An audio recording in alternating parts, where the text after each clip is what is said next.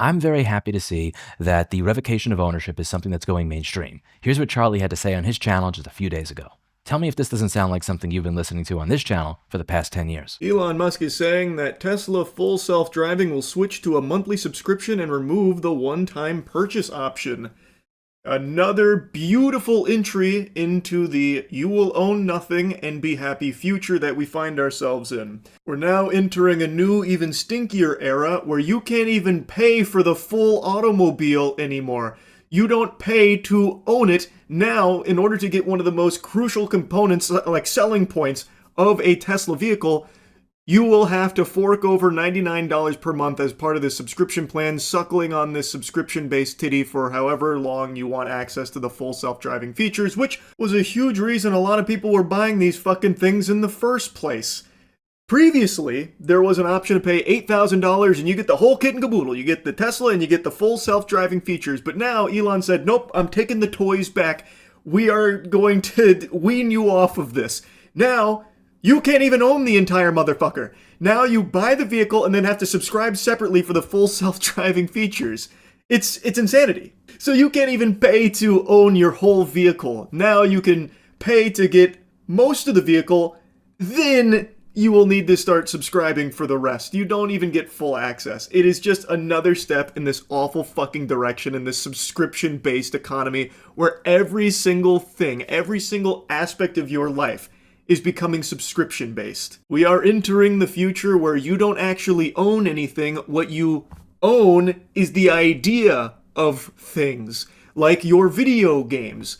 They're basically just renting it. You're getting a permission slip from the benevolent developers to grant you access to the game for however long. People are willingly bending over and applauding as these billionaires butt-fuck them to death. Like, as they get less and less ownership of things, they get happier and happier because the billionaires are telling them they should be.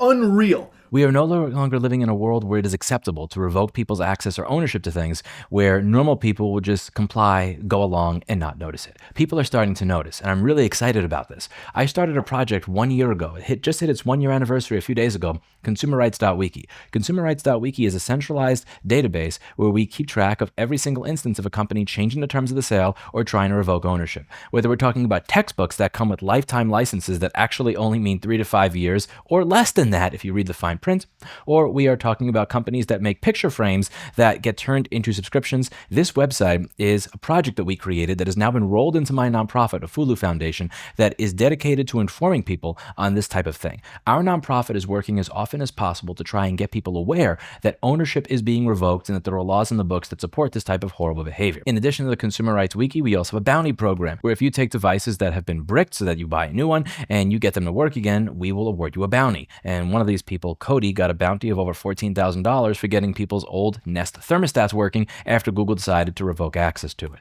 The New York Times did an article on garage door openers, and it featured our executive director, Kevin O'Reilly, in the article. Wired.com did a piece on the revocation of ownership and our bounty program, and I'm really excited to see this getting more and more coverage across the political spectrum outside of just the more technically nerdy corners of the internet.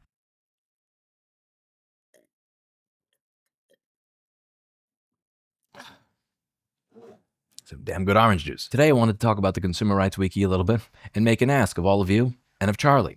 We've, in 1 year, reached 1,000 articles. First thing is we have a survey that I would like to have some of you fill out if you're open to taking the time. It'll help us make the wiki better and more accessible for people. I'm going to put a link to that survey down below.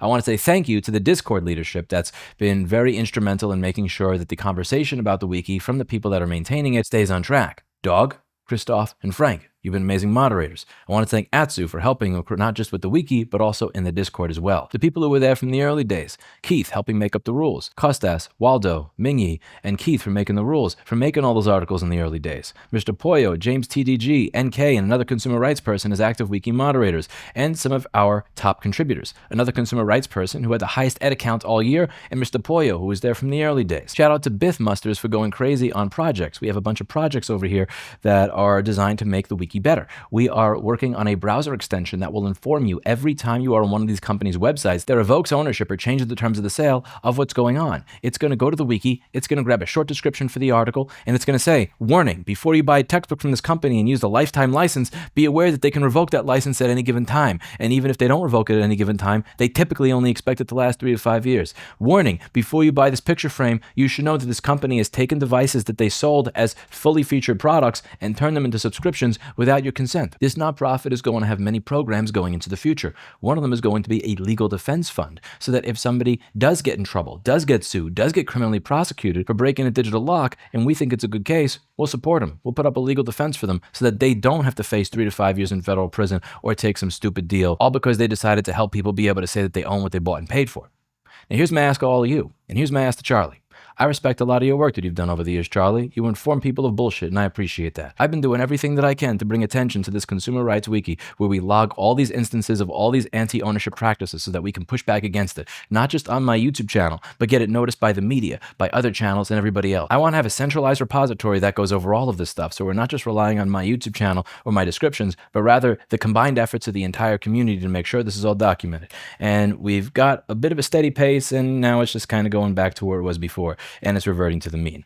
I'm not going to get this to where it needs to be without the help of people like you, with people with your subscriber counts, people with your audiences, and people with your ability to present things. Are you open to shouting out the Consumer Rights Wiki and getting it noticed in more places? This wiki will never have ads and it will never be paywalled. It is open source and people can do with it as they wish. We want as many people as possible to understand the revocation of ownership so that they can push back against it in their own lives. And the first step to getting these issues noticed is to document them as often as possible. Recently, Bose decided to change course. Bose was going to discontinue support for all their products and not release any information on them. And they changed their mind. And they said they changed their mind due to consumer feedback. The first step to getting any sort of real change done is to inform normal, everyday people. And I want this to be a resource that doesn't just die away on the vine like Repair.Wiki did or my other nonprofit. I want it to be something that flourishes, and I've learned my lesson from the mistakes of the past. I've learned that if I'm not able to promote this properly and I'm not able to get big names to discuss this in the way that it needs to be discussed, it'll be a project that withers on the vine and goes away. And I don't want that to happen to this because I don't want to live in a world where I own nothing. I will not be happy. I will fight until my very last fucking day.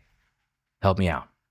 Members of the audience, if there are blind spots, if there are people that I should be reaching out to, if there are people that have noticed this that I should be talking to, please do let me know. I want to see this graph over here go as high as humanly possible. The more that this graph goes up, the more people notice what's going on, the more people that we have writing articles, editing articles, making those articles better, the closer we are to living in a world where we can actually push back against this and own what we bought and paid for.